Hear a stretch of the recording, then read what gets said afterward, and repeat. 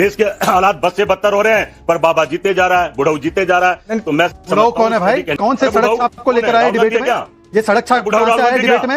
ये सड़क छाप कहां से आया डिबेट में?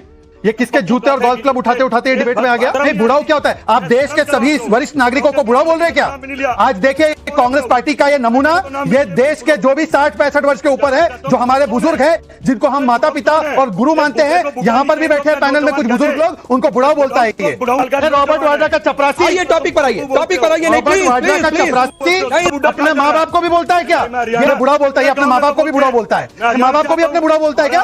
वो अपने माँ बाप को भी बुढ़ाऊ बोलता है क्या जगदीश? और अभी तो रुको, क्लाइमैक्स अभी बाकी।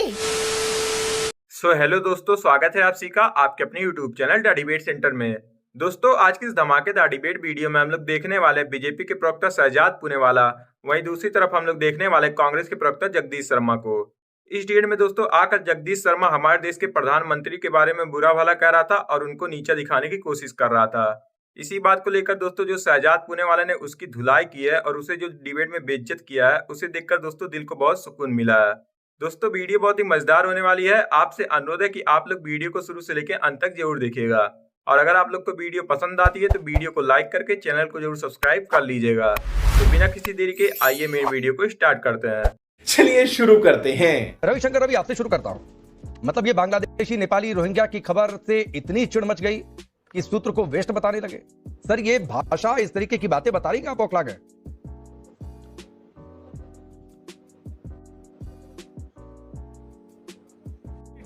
अबे जल्दी बोल।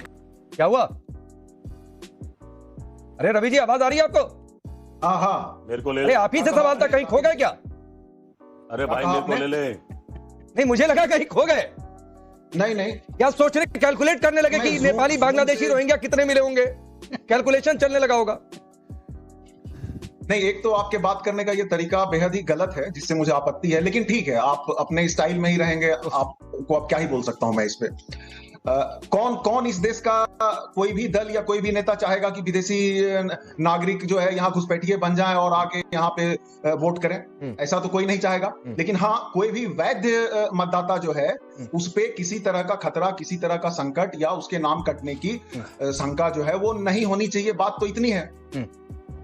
और रवि भाई, मैं भी आपने जो बात कही, मैं 101% इससे सहमत हूं, और मैं सेकंड कर रहा हूं। और चुनाव में तो सबको शुभकामनाएं देते हैं। वैध वोटर कट जाए, ये लोकतंत्र में कैसे कोई स्वीकार करेगा? सबसे आगे मैं खड़ा रहूंगा। लेकिन ये खबर आई, और ये खबर हर चैनलों पर करीब करीब फ्लैश हो गई कि ये जानकारी आई है कि नेपाली बांग्लादेशी रोहिंग्या वोटर आ गए। ये सवाल तेजस्वी यादव जी से भी पूछा गया, तो वो कह रहे हैं ये सूत्र नहीं, वेस्ट है। सूत्र के बाद उन्होंने जो कहा वो तो मैं कह भी नहीं सकता हूं नेशनल टेलीविजन पर। नहीं, वो तो मुझे लगता है कि जो झूठ और अफवाह फैलाते हैं उसको एक संज्ञा दी गई है। अब जैसे गौमूत्र है, बहुत लोग पीते भी हैं, लेकिन बहुत लोगों को दुर्गंध आती है। तो मुझे नहीं लगता कि एक किसी शब्द को पकड़ के उसके इर्द गिर्द घूमने का कोई मतलब है। अच्छा, हमको सिखा रिया है। देखिए, जिनके लिए शरिया संविधान के ऊपर हो, जिनके लिए चारा कमाई का सहारा हो, जिनके लिए बिहारी से ज्यादा जरूरी हो, उनके लिए मीडिया के सूत्र को मूत्र बताना या अंबेडकर जी को पैरों तले रखना या संविधान को रोंदने वाली बात करना, ये बहुत आम है। ये 9th पास 9th फेल की बात नहीं है, ये मानसिकता की बात है। ये अहंकारी एलिटिस्ट डायनेस्ट जो होते हैं वो इसी प्रकार से बोलते हैं। तो कभी अंबेडकर जी को पैरों तले रखना, ये भी इनका स्टाइल है, आपका स्टाइल नहीं है।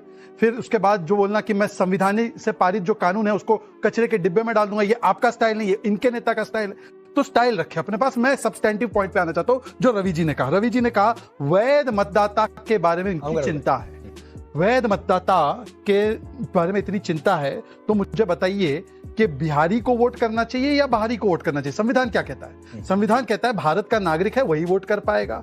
आज उसी प्रक्रिया को सिर के जरिए किया जा रहा है और सुप्रीम कोर्ट ने भी इस पर रोक नहीं लगाई है। उल्टा सुप्रीम कोर्ट ने तो माना है कि संवैधानिक और कानूनी अधिकार है ईसीआई का। तो आज जब वहां का फ्रस्ट्रेशन है सुप्रीम कोर्ट के वर्डिक्ट का, और देखिए कल पप्पू जी का ट्वीट भी आया है। कौन से पप्पू? कांग्रेस के नहीं, जो वाहन पे नहीं चढ़ पाए वो वाले पप्पू। वाहन पे चढ़े हुए पप्पू की बात नहीं कर रहा हूं, वाहन समझ रहे हो पे जो नहीं चढ़ पाए, उन्होंने भी बोला है कि मैं तो वाहन से निकाला है, मैं इनको अलायंस से निकाल दूंगा, अलायंस में इनको सीट नहीं देंगे। तो उसका भी फ्रस्ट्रेशन है। अरे मैंने किसी का नाम नहीं लिया, जगदीश जी काहे रिएक्ट कर रहे हैं? कौन है कांग्रेस का पप्पू, बता दीजिए। मैं तो पप्पू यादव की बात कर रहा हूँ। तीसरी बात, बीच में मत बोलिए।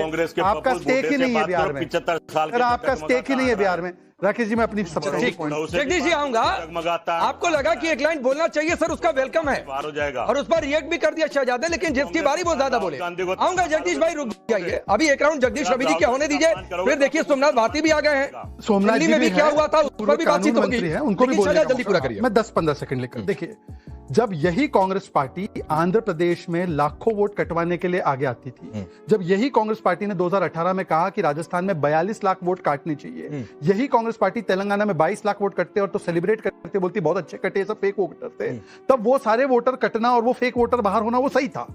आज आधार की बात की जा रही है, आधार के विषय में आज मैं बहुत बड़ा खुलासा करने वाला हूं। आपको पता है ये कांग्रेस पार्टी जब 2021 में सरकार ने बोला आधार को वोटिंग आईडी से लिंक करेंगे, उसका मतलब ये नहीं कि वो आधार होगा सिटीजनशिप का, उसका मतलब ये था कि आप वोटिंग करने जाते ना तो आधार डॉक्यूमेंट देखा जा सकता है प्रूफ ऑफ आइडेंटिटी के रूप में।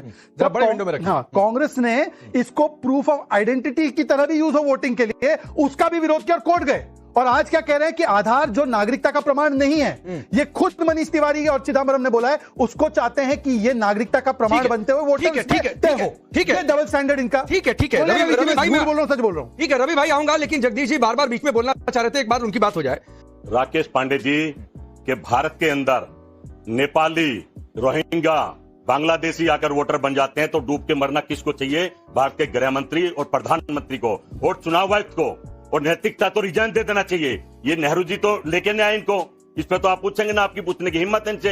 हालात तो जब ही हो ना जब देश में घुसे तो बने, अब बने क्या? पिछले कई सालों से बीजेपी और संगठन जीत रहे इनकी वोट से, मोदी जी भी इनकी वोट से बने, बिहार के मुख्यमंत्री भी इनकी वोट से बने, इस पर तो चर्चा नहीं करेंगे। पर अब बिहार को लूटना है, बंगाल को लूटना है, जैसे दिल्ली लूटी, हरियाणा लूटा, महाराष्ट्र लूटा, बारी चल रही है, लूटेंगे। हमारी असली वोट काटेंगे और अपनी नकली बनाएंगे। खेल ये है, चुनाव नहीं तमाशा हो रहा, बैलेट पेपर से चुनाव करा दो। इनका एक भी एमपी पूरे भारत में जीत जाए, एक भी विधायक जीत जाए तो मैं दावे से बात करता हूँ। नहीं एक बात जगदीश भाई ये छोटा सा एक इंटरप्शन है, आप सुन लीजिए, उसका जवाब दे लीजिए। तो क्या आपने कर्नाटक लूटा था? क्या आपने हिमाचल लूटा था? पहला सवाल। दूसरा सवाल है कि अगर ये फर्जी वोटर से जीत रहे थे तो भाई फर्जी वोटर से जीतने वाला अपने वोटर क्यों हटाएगा? और तीसरा सवाल, ये जो ग्राफिक्स चल रहा है जरा देख लीजिएगा, पढ़ लीजिएगा। एक कानून सुन लीजिए सर, एक कानून जरा देश भी इसके बारे में जाने। पहले से फॉरेनर्स एक्ट था, उसके बावजूद असम के लिए इंदिरा गांधी 1983 में एक एक्ट लेकर आई। 3 किलोमीटर के दायरे में रहने वाला शिकायतकर्ता 2005 में सुप्रीम कोर्ट ने 1983 के इस कानून को रद्द कर दिया और कहा क्या गया कि यह कानून अवैध प्रवासियों की पहचान और उन्हें देश से बाहर करने में सबसे बड़ी बाधा था। तो भाई अवैध प्रवासी को चाहता कौन है बताइए? राकेश पांडे जी, आपने कहा कर्नाटक जीत लिया, तेलंगाना जीत लिया। जो पार्टी, जो राहुल गांधी पूरा भारत उनके साथ कढ़ा, पूरा भारत जीतना था। क्या झूठ बोलने वालों को वोट देगा भारत? महंगाई करने वालों को वोट देगा भारत? झूठे वादे करने वाले, झूठी गारंटी वाले वोट देगा? समस्या तो यही, आप सुनना नहीं चाहते हैं। देश के हालात बद से बदतर हो रहे हैं, पर बाबा जीते जा रहा है, बुढ़ऊ जीते जा रहा है। तो मैं बुढ़ऊ कौन है भाई? कहने की तू तो गया बेटे, रोक लेनी चाहिए। झूठ और तमाशा हो रहा है। कौन से सड़क छाप को लेकर आए डिबेट में? ये सड़क छाप कहां से आया डिबेट में? ये सड़क छाप कहां से आया डिबेट में? ये किसके जूते और गोल्फ क्लब उठाते उठाते ये डिबेट में आ गया? ये किसके जूते और गोल्फ क्लब उठाते उठाते आ गया? नहीं, बुढ़ाऊ क्या होता है? आप देश के सभी वरिष्ठ नागरिकों को बुढ़ाऊ बोल रहे हैं क्या? आज देखिए कांग्रेस पार्टी का ये नमूना, ये देश के जो भी 60-65 वर्ष के ऊपर है, जो हमारे बुजुर्ग हैं, जिनको हम माता पिता और गुरु मानते हैं, यहाँ पर भी बैठे हैं पैनल में कुछ बुजुर्ग लोग, उनको बुढ़ाऊ बोलता है। ये बुढ़ाऊ बोलता है, ये अपने माँ बाप को भी बुढ़ाऊ बोलता है। माँ बाप को भी अपने बुढ़ाऊ बोलता है क्या? वो अपने माँ बाप को भी बुढ़ाऊ बोलता है क्या जगदीश? अपने माँ बाप को भी बोलता है क्या? ये भारत श्रवण कुमार का देश है, तुम्हारे जैसे लोग का नहीं, जो माता पिता को आश्रम में डाल दे, जो माता पिता को रिटायरमेंट होम में डाल दे। सुनिए, ये देखिए वरिष्ठ लोगों को बुढ़ा बोलता है। क्लियर करके आगे चलता हूँ जगदीश आदमी, आपके घर में, आपके शहर में हो सकता है इस तरीके की भाषा बोली जाती होगी, वाड्रा का लेकिन मैं इस बात को लेकर बहुत निश्चित हूं कि ना तो सोमनाथ भारती जी, ना तो अमीन जी और ना तो मेरे घर में अपने माँ बाप को बुढ़ाऊ और बूढ़ी बोला जाता है। रॉबर्ट वाड्रा का चपरासी भाषा इस्तेमाल की जाती है। रॉबर्ट वाड्रा का चपरासी। आइए टॉपिक पर आइए, टॉपिक पर आइए। नहीं प्लीज नहीं, इस तरीके की भाषा नहीं प्लीज जगदीश जी, ये बहुत ऑब्जेक्शनल था जो आपने बोला, बहुत ऑब्जेक्शनल था है बूढ़ा हो? ये बिल्कुल भी नहीं। देश के प्रधानमंत्री और दूसरी बात है कि बुजुर्ग हैं तो आप कुछ भी बोलेंगे। नहीं, हमारे देश के वरिष्ठ नागरिक हैं बहुत सारे। यस, सोमनाथ भारती, सोमनाथ सेकंड लेना। जल्दी पूरा करें। एक तो इनकी जो अपमानजनक टिप्पणी है इसको खारिज किया जाए। ये दिखा रहे हैं कि रॉबर्ट वाड्रा के क्लर्क है। अब सुन लीजिए मेरी पूरी बात। इन्होंने बोला कि गृह मंत्रालय को डूब के मर जाना चाहिए। अरे चुप रहो ना भाई, कुछ डिबेट में तो आता नहीं है, केवल बदतमीजी करते हो, हाँ गुंडागर्दी करते हो। छोड़ो, चलो एक मिनट प्लीज शाहजाद, जिसके लिए आपने 10 सेकंड मांगा वो पूरा करिए। फिर मैं सोमनाथ भारती जी के पास जाऊंगा। प्लीज जगदीश जी, प्लीज, नहीं अच्छा लगता है, प्लीज। अभी 2 मेहमान इंतजार कर रहे हैं, रुक जाइए। एक आदमी के लिए डिबेट नहीं है। क्योंकि हमारे साथ वरिष्ठ नेता भी बैठे हैं, आम आदमी पार्टी के लॉ मंत्री रहे, मैं उनसे भी चर्चा करना चाहता हूं। 10 सेकंड लेता हूं। देखिए, अभी उन्होंने कहा कि गृह मंत्रालय को डूब के मर जाना चाहिए। भाई, ये 2003 की लिस्ट है। कौन था राज्य सरकार में 2003 में? कौन था 2003 में राज्य सरकार में जो इनको दामाद बना रहा था अपना, जो रोहिंग्या और भारियों को वोटिंग का अधिकार दे रहा था? कौन था 2003 में? पूछे रवि जी से। चुनाव जीतने जाता है, शर्म नहीं आ रही? लोकतंत्र संविधान का मजाक बना चुनाव जीत रहा है तो शर्म आनी चाहिए। अजीब हालत है। तमाशा बना दिया। माने ये चुनाव जीतते आ रहे हैं तो शहजादपुरा वाला शर्म करे जाकर, इनकी पार्टी शर्म करे जाकर। रुक जाइए Somnath Bharti, please please please please. Jagdish भाई, नहीं अच्छा लगता है। 10 लोग सोशल मीडिया पर नीचे लिख देते हैं कि कमेंट्री बंद करवाइए, आवाज डाउन करवा के।